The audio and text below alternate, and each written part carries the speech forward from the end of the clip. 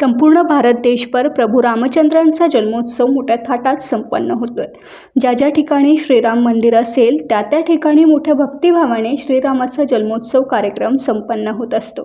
त्याचप्रमाणे संगमेश्वर नावडी रामपेठ श्रीराम मंदिरात दिवसभर मोठ्या भक्तिभावाने हा कार्यक्रम संपन्न झाला।